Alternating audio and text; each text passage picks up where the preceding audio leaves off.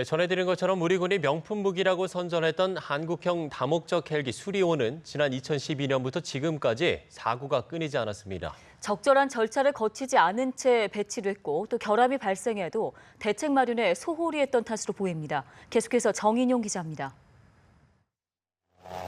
개발비가 1조 3천억 원이 투입된 한국형 다목적 헬기 수리온입니다.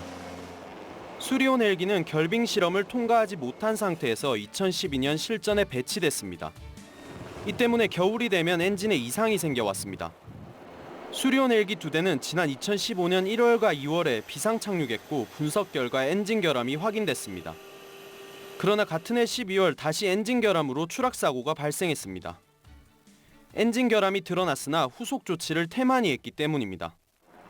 수리온 4호기 추락 사고로 194억 원의 손실이 발생했고 3개월간 운항이 전면 중단되어 전력 공백이 발생했습니다. 이뿐만이 아닙니다.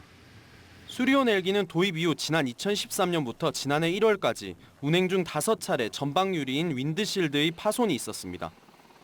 윈드실드는 헬기의 이착륙 시 바람의 영향으로 튀는 물체를 보호하기 위한 것으로 외부의 작은 충격에 일정 수준까지 파손되지 않아야 합니다. 그럼에도 헬기에 사용된 사례가 없는 소재를 윈드실드로 사용하면서 파손 가능성을 키운 겁니다.